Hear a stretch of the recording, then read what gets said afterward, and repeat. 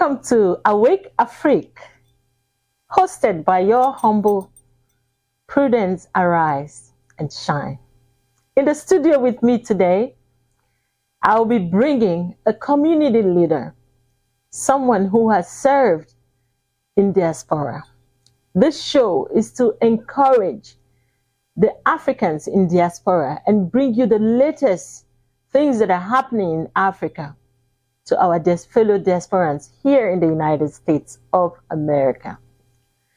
Today in the studio with me, I have Mr. Ibrahim Ishaq Mohammed Ibrahim. He is the founder and the president of the American Sudanese Embassy Chamber of Commerce here in Houston. And Mr. Ibrahim, you are welcome to Awake Afrique. Thank you, Bruce. I'm glad to talk to the audience here. Also thank you, the Willie who behind the camera. And I welcome for everyone to listen about our story about Sudan and who are we and why we are here also. Wonderful. I've met you several times in Africa Day and how you serve the community. But today we are very particular about the community of Sudan. And we would like for you to, first of all, tell us who you are and before we proceed into the Sudanese crisis. Okay, thank you, brothers. My name is Ibrahim Muhammad Ishaq Ibrahim. I'm from Sudan area named Darfur. And also I came here to USA in 2015, September. Before that, I was in Egypt for 8 years as a political refugee. So, and I was working as a journalist and presses for a couple of years. And I have my own media center named Kera. I wrote many books about the history, but I'm here. I'm glad to be the one who talked about my country, Sudan. I think it's in order for you to talk about Sudan, being the president of the Chamber of Commerce here, the American Sudanese Chamber of Commerce. So can you tell us exactly how many people we have here in the local Houston area, the Sudanese community? Just tell us the population and so that we can have an idea of the population we are talking about. Sure, that's my pleasure. So when I talk about the Sudanese, I talk about the family that here in the Houston, there are more than 500 families, and the Sudanese are very good community here. They are representative different level of education people, and some people come as a refugee also, and some people come as what's called green card. Most of them, they came as a refugee. Earlier Sudanese came here as the student. So the history of Sudan is well known here as a community. For this reason, we need to let the people know that we are here in Houston, Texas. And that is very important because the community is growing. So we're going to have children from Sudan who will now be United States citizens and all of that. So the culture is changing, and that is very important to know.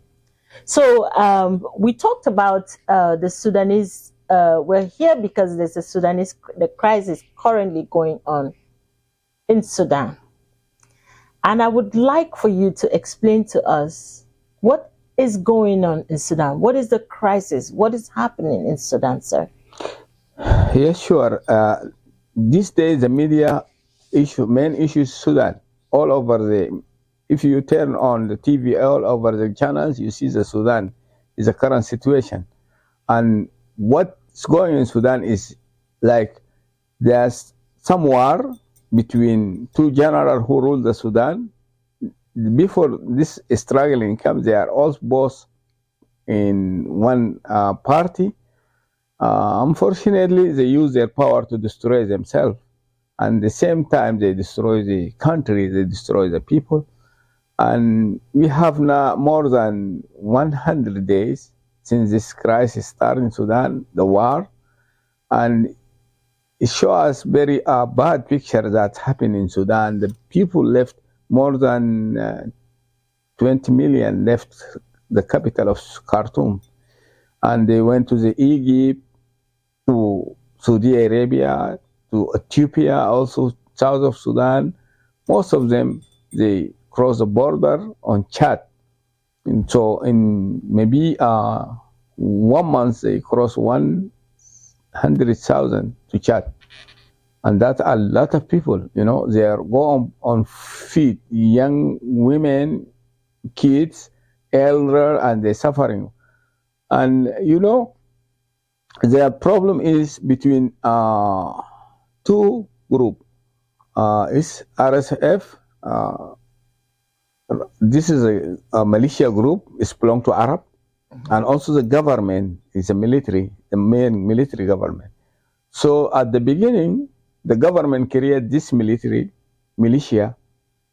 to kill the African and loot their land for 20 years.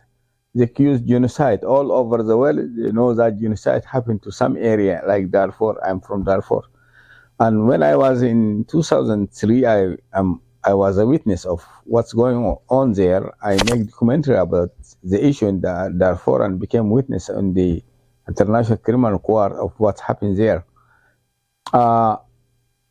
We still struggling until we came to Egypt as a refugee. Most of our people, they are staying in camps. All the government need to solve this issue until the United Nations and also the international committee, they need to solve this issue. Unfortunately, there are another elite for Sudan government is Arab. Okay. And this is create the other benefit to them. They need to take over the rich area who full of gold, uranium, and oil, and this is belongs to African. And they make them refugees, they make them poverty, they make them flu, and they kill more of them. They rape the women and burning the village, so the people cannot go back. So if you have trauma and flashback on the same area, you cannot go back soon. So, and I think there are some countries support the Sudanese government by weapons. Now, when the Arab come, also there are some countries support the Arab. So I think the crisis became very worse all over the world, more than Rwanda. So in 1 month, they killed more than 10,000 in 1 month. Wow. Mr. Ibrahim, that is so touching, and thank you so much for elaborating on the crisis in the Sudan. You have touched a lot of sensitive things, which we're going to go into. You've talked about children rape. You've talked about murder to the tune of thousands a day. You've talked about people who have been displaced in the country of Sudan, and some refugees who are now living in Egypt. Before I go into that, I want to ask you, is this the first time that you have assisted in humanitarian missions with genocides happening in Sudan? Thank you. That's a good question, Reduce. It's not first time. Since I was grown up, I became majority, and I work as a journalist. I'm interested to know what's going on. In 2002, 2003, I started to collect the evidence. Okay. And this is the situation is continuing going up until now. It became very worse, all those countries. So I think this is not my first time. When I came to Egypt, I worked with a refugee more than 8 years. I worked with an international organization for migrants. I get reward from the United Nations as a serving refugees in 2012. I get reward from them, and also I was working hardly with these people who are suffering from genocide, from war, from trauma. And fortunately, I started to contact with the state government in USA when the President Obama came in Egypt. And I met with the Bernard. He worked with the administration of President Obama. And we asked him to help the Darfurian and Sudanese who are in Egypt. And he did. And the President Obama, I would like to thank him again here from this channel TV. He did a good job to African from Darfur. He raised up the number of total people who resettled to US, more than 60,000 every year, and that's why we are here now. And they saved our life. We thank the US people also, US administration. I work also in the issue of what's happened in Libya.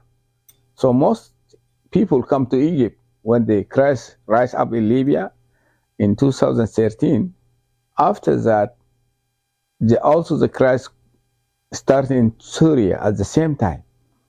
And the people come rushing, flew to Egypt. So at that time, we start some program with the United Nations and different organizations. His name is STAR, to help the people who are coming early or later in the Egypt, and we help them to find the way to start their life.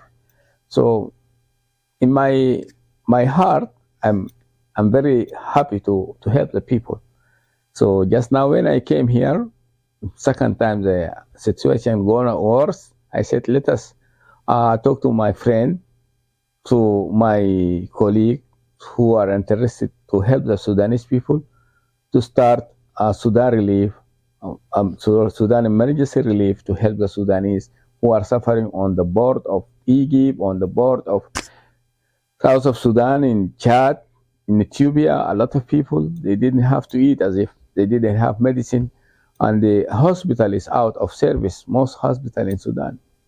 Some people in last month in the capital of Khartoum, imagine, they die from, they didn't have medicine for dialysis, more than 50,000. Okay. Thank you so much. That just drew me in.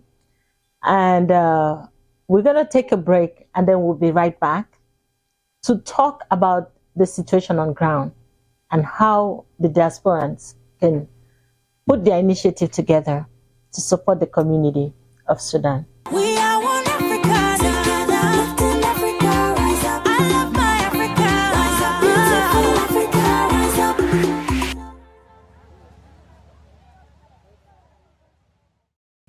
Welcome back to Awake Afrique. I'm still here in the studio with Mr. Ibrahim Ishaq Mohamed Ibrahim, the president of the American Sudanese Chamber of Commerce here in the city of Houston. Mr. Ibrahim, welcome back. Okay, thank you, Bruce, and the audience who follow us on this program. So I'm here to help you. Thank you. Oh, thank you so much. It's a pleasure to have you, even though the circumstances that we're meeting are very intense for the humanitarian needs that we have spoken. You've talked about 20,000 people who are displaced in Sudan. You've talked about the crisis that is already on ground. And you've expressed thanks that this is not the first time that this has happened with Sudan. And I want you to explain to us, you've also created an emergency relief fund for the people that are suffering in Sudan. People need dialysis. People died because they lacked their dialysis treatment. They're out there because they were displaced. They didn't have their medications on them, women and children. And like the African adage says, when the big people, elephants are fighting, it's the grass that suffers. And I see that's true with the story. As much as the political situation is going on, we have this problem on ground, people who are homeless and helpless. How do you think, and what is the need, the immediate need, to rescue the people of Sudan? Yes, sure. When the crisis rise up, most people are suffering is women and kids and elderly. So, and the civilian also. We need to save the life of the people who are get out of war zone. We follow them. Just now we create a network, big network. We have some station in Chad. We create a group in Chad for different local organization, and we get the name is Allied of Civil Society in Chad to help the refugee, and they start work to count the people there, and they count newcomers maybe 100,000 when this crisis rise up. Most of them, they are lack of medicine, of what's called diabetes, high blood pressures, the life medicine, and also some need dialysis. The center of dialysis is out of service. Most of them has died in Geneva and Khartoum also. Just now, the people also need to get food. They didn't have food. We are in the season of rain now. Also, the people didn't have tent. All the rains come and they hit them, and they are suffering for a long time. Just now, we need to hurry to help these people who are in need. They're crying. We saw the ladies, and you will see the film how the people are in one area. A lot of thousand people, they didn't have as if the building to stay on it. Wow. So, fellow audience, you've heard from Mr. Ibrahim. The crisis in Sudan is very pressing and it needs our attention. I think this is a time where we as diasporans here in the United States of America, I mean for the whole world, there's a need out there of displaced children and women who are running away from war, and they need medical needs, dialysis, food, and the basic human needs. And if I can tell, Sudan, they are also a burden to the countries that are hosting them, like Chad, who has been nice to open their doors, and even Egypt. So do you have a trusting NGO that you're working through that can facilitate this relief to enter or reach the local Sudanese people? Sure, as my experience, and I have background to work in Egypt in the crisis of Libya and different crises. So we start with Egypt. I sent some our representatives. They travel to Egypt. They create a network, and we use a local organizations there. We have a station in Cairo and a station, and volunteers they are working. We have partner, local organization. YMC, we have our office there in Egypt. They can deal with us if we are in case we have a lot of things to deliver to them. Then they need medical or any assistance. We want to send it. We have partner. Also in the south of Sudan, I create a big network, and that's why in the next week we have big celebration to explain to people. And the governor of State Jonglei, he came. He represented the president of South of Sudan. And he will be here to tell us what the situation of refugee of Sudanese who flew to south of Sudan. We also have some people get out from the capital of Khartoum to Gadaref and also Kassala until they enter in the what's called Galabat, and they enter in Eritrea and Ethiopia. Thousands of people there. And if you saw them, they have no any service, they have no any things. And the organization also, they are not help the people there. If you go back to what's called in Sudan, the rebel militia, RSF, is to the home of the people. They're looting the money, they kill the people, they rape, and that's very hard for the Sudanese people to figure what's going on. And I think if we are here in the support, this diaspora, we're supposed to focus in the issue of Sudan. if we not solve this issue or not stop the genocide going on there, maybe separate to different country in Africa, and that's the threaten of the. Absolutely. You've mentioned that because Sudan has a lot of resources, and that is what is causing all of this fight over your natural resources. Am I correct, or am I? Sure. Produce, you are right. You know, the main issue when you see the struggling and fighting, Yeah. the things come in your mind. What's happened? What's going on there? Why Yeah. these people? But the reason is Sudan is rich of resource, Yes. rich of oil and gas, and also gold and uranium, and a lot of natural resources also. Right. The people who are interested to take that benefit from the Sudan, they want to create the problem, and then they want to create insecurity situation. Yes. They can loot more resource, Yes. and that's what happened to our people now. We are focusing in how to stop the out supporter of these people. If the Sudanese alone, the problem will solve. But there are some people who are get benefit from this war, and that's the dangerous part of the story. And that is where media comes in, because we have to spread the word. Have you explain what is happening, and which you have done justice tonight. Now, moving forward, you have an event coming up on the 5th of August. Can you tell us, it's a fundraiser to help relieve the crisis going on here. Can you elaborate what's going to happen on that day, the address and everything?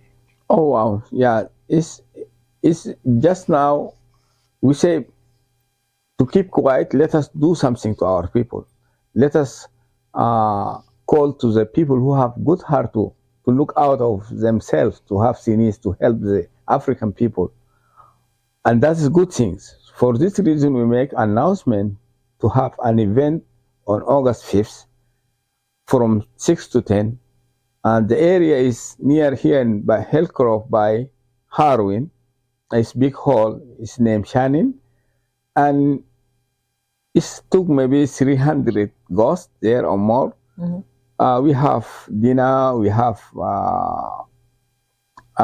some traditional African tradition to let the African show up themselves there and their solidarity for the Sudan. And also we have gentlemen who came out of the Texas state to support this issue from the Saxon company and also from BMI in statue. And we invite the decision maker and the politician or also the business men who are interested. We need to open the door for the Sudan after this war is take over to develop their country. We need a lot of things to rebuild our country. We need to educate our people. So we need just now who interested to help Sudan to come and support us to relieve, to save the life of people by sending medicine equipment, by sending as if food or anything that they needed. And also maybe we need to make some delegation to go and visit the camps and make report to the international organization. We open our door to be a partner for anyone who needs to help Sudan. We are here and we are in the ground everywhere. We have partner, we have network. That's good thing. Okay. So I know at the end of the show, we're going to put your information down on the screen so that people can be able to contact you and your community, and let's see how together we can support Sudan. Like you say, if we don't take care of the Sudanese problem as an African situation, then when it starts happening to other countries, we will need to come back again together and have this conversation. Once again, Mr. Ibrahim, it was a pleasure to have you in the studio. Do you have any final remarks for the audience, please? So, final remarks, I ask everyone who are interested to support Sudan, please don't hesitate to donate. Or if you have anything to give it to Sudan, we are ready. If you have non-profit organization, the other side, I need to make emergency relief for all the Sudan internationally, worldwide. So this crisis is not under control now. We have more than 20 million people are displaced everywhere. And if we let these things go like that, maybe more than 4 countries from Africa will suffer, and you will listen from the governor of South Sudan, and you will listen from Chad. We have some audience, some ghosts will speak from Chad, from Egypt, and I have sent some people to see, and they bring the report. You can listen to them to see how the things going very worse.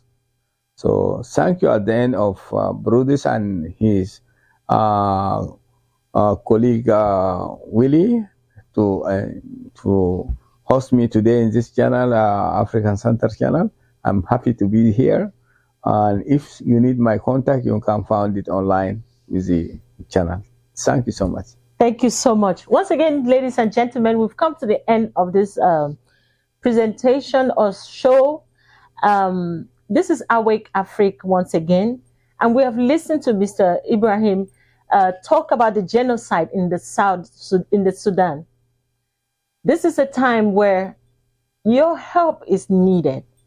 Let us rescue Sudan, the children and the women who are suffering because of the genocide. This is not the first time we've heard crisis coming from Africa, where the people are fighting natural resources right before our faces while we become busy doing other things. People are dying. Ladies and gentlemen, let us reach out and rescue Sudan. Share this message all over. There are women and children who are displaced in different countries, and they become a burden to other countries. If there's any other way that our voice will be heard so that they will stop assisting the Arabs from fighting the natural resources here in this country, it will be of help. Let our voice be heard as we defend Sudan and the genocide going out over there, while children are homeless and helpless. Thank you again. This is Prudence Arise and Shine from Afrocentric TV. Thank you for watching Awake Afrique.